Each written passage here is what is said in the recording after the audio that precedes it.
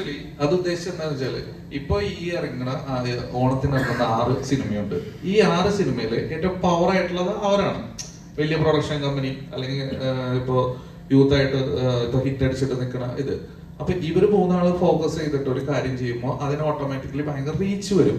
അപ്പൊ അതിന്റെ ഇടയിൽ ഞങ്ങളുടെ ചിത്രത്തിന്റെ പേര് പറയണമെന്ന് പോലും ഞങ്ങൾക്ക് പേര് പറഞ്ഞ സന്തോഷം. മറ്റു ചിത്രങ്ങളൊന്നും കൂടി പറയുകയാണെങ്കിൽ അത് ഓക്കെ, അല്ലെങ്കിൽ ഓണ ചിത്രങ്ങൾ ഇത് മാത്രം എന്ന് ഓഡിയൻസിലേക്ക് അത് ശ്രദ്ധ വരും. കാരണം ഇത് കണ്ടിട്ട് എന്നെ 1-2 പിള്ളേർ വിളിച്ചിട്ട് നിങ്ങളുടെ റിലീസ് ഇല്ലേ എന്ന് ചോദിച്ചു. ഈ പടങ്ങൾ മാത്രമാണല്ലോ പറഞ്ഞോളൂ. പിന്നെ എന്താ പറയാ, മെയിൻ സ്ട്രീമിൽ അല്ലെങ്കിൽ ലൈവായിട്ട് നിൽക്കുന്ന ഇവര് 3 പേരും കൂടിയിട്ട് ഒരു കാര്യം ചെയ്യുമ്പോൾ അതിന് കിട്ടുന്ന ഫോക്കസ് വേറെയാണ്. ഇപ്പൊ റഹ്മാൻ സാറിന്റെ അടുത്ത് ചോദിക്കുകയാണെങ്കിൽ റഹ്മാൻ സാറിനെയും കൂടി കൊളാബ് ചെയ്തിട്ട് അതിലൊരു വീഡിയോ ഇടാം, ബാക്കി ആക്ടേഴ്സിനെയും കൂടിയിട്ടൊക്കെ ആകുമ്പോൾ അതൊരു കൂട്ടായ്മയാവും. നമ്മൾ കൂട്ടായ്മയിലൂടെ ഒരു കാര്യം ചെയ്യുമ്പോൾ ഒന്നും കൂടി ശ്രദ്ധിക്കണം. ഞങ്ങൾക്ക് അതൊരു വിഷമമായി, ഞങ്ങളുടെ ഒരു വേദനയാണ്. ഒന്നാമത് പല സെന്റേഴ്സിൽ ഞങ്ങൾക്ക് ഷോസ് ഒക്കെ കുറവാണ്. അപ്പൊ അതിന്റെ ഇടയിൽ ഇങ്ങനെയും കൂടിയിട്ടൊക്കെ വരുമ്പോൾ നമ്മള് ഒരുപാട് കഷ്ടപ്പെട്ട് എഫർട്ട് എടുത്തിട്ടല്ല എല്ലാവരും സിനിമ ചെയ്യുന്നത്.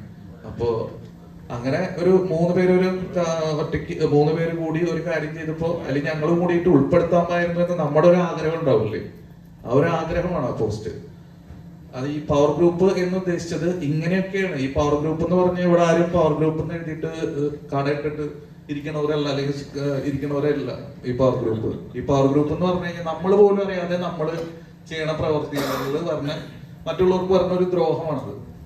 ദ്രോഹം എന്ന് വെച്ച് കഴിഞ്ഞാൽ ആ വീഡിയോ കാണുമ്പോൾ സ്വാഭാവികമായിട്ടും കുറെ ആളുകൾ തെറ്റിദ്ധരിക്കപ്പെടാം ഈ 3 സിനിമകൾ മാത്രം ഓണത്തിനുള്ളത്. അപ്പൊ അത് ഒന്ന് ക്ലിയർ ചെയ്തു എന്ന് മാത്രമേ, അതിന്റെ ഞങ്ങളൊരു വേദന പറഞ്ഞു എന്ന് മാത്രം.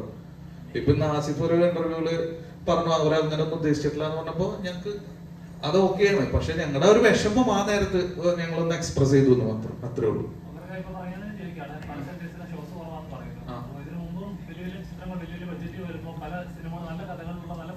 അത് തീർച്ചയായിട്ടും അതാ ഞാൻ പറഞ്ഞത്. അപ്പൊ ഞാൻ പറഞ്ഞ പോയിന്റ് അതാണ് പറഞ്ഞത്. അതായത് ഈ വലിയ ചിത്രങ്ങൾ ഓൾറെഡി ഇവർ കോടിക്കണക്കിന് രൂപ പ്രൊമോഷൻ മുടക്കുന്നുണ്ട്. അതിന്റെ കൂടെ ഇങ്ങനെ ഇവരൊന്നിച്ചിട്ട് ഒരു ഇത് ചെയ്യുമ്പോൾ മാസമായിട്ടുള്ള ഒരു പ്രൊമോഷൻ അവർക്ക് കിട്ടും. അതിന്റെ കൂടെ നമ്മുടെ പേര് പറഞ്ഞ മറ്റു ഓണ ചിത്രങ്ങളും കൂടി ഉണ്ട് എന്നെങ്കിലും മെൻഷൻ ചെയ്ത് കഴിഞ്ഞാൽ ആ ഒരു പ്രശ്നം അവിടെ വരില്ലായിരുന്നു. അപ്പൊ വലിയ വലിയ ചിത്രങ്ങളുടെ ഇടയിൽ നമ്മൾ മറ്റേ കുഞ്ഞു പടങ്ങൾ സപ്പോർട്ട് ചെയ്യണമെങ്കിൽ അവർക്കും കിട്ടൊരു നല്ല കാര്യമാണുള്ളത്. അത്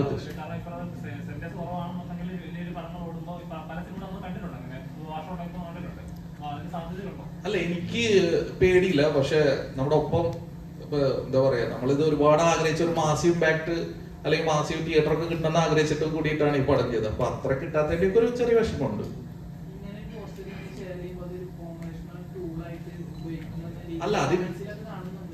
അല്ല കമന്റ്സിൽ ആളുകൾക്ക് എന്ത് വേണമെങ്കിലും പറയും. ഇപ്പൊ ഞാൻ വണ്ടി ഇടിച്ചിട്ട് ഇവിടെ കിടന്നാ പറയാം അത് മാർക്കറ്റിംഗ് ആന്ന് പറയും.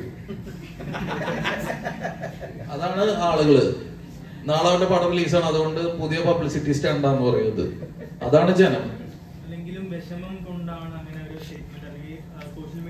ഇപ്പൊ ഞാൻ പറയട്ടെ, ഇവര് ഇപ്പൊ ടോവിനോ, ആസിഫ് അലി, പെപ്പെ, ഇവര് 3 ആൾ എന്റെ സിനിമയുടെ ഒന്ന് പേര് പറഞ്ഞേക്കാൻ ഞാൻ ആഗ്രഹിക്കില്ലേ?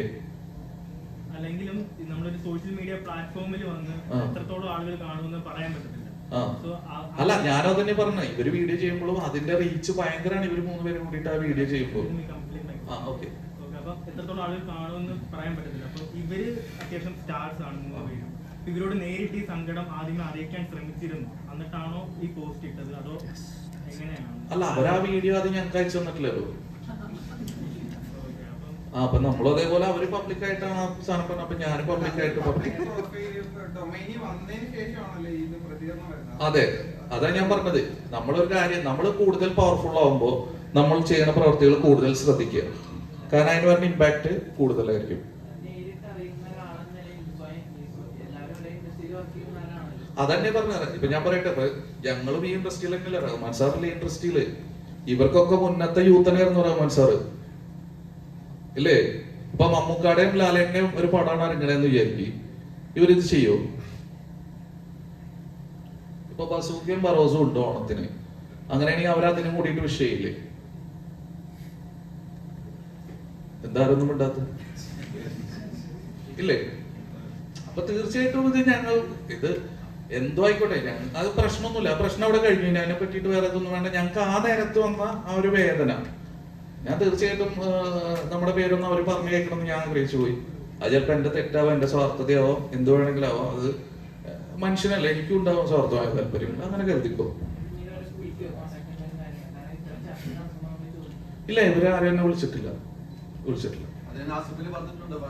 ആസിഫ് അലി ബാഡ് ബോയ്സ് കാണാം. അപ്പൊ നമുക്ക് അത് കേട്ട് പറഞ്ഞൊരു സന്തോഷമായി.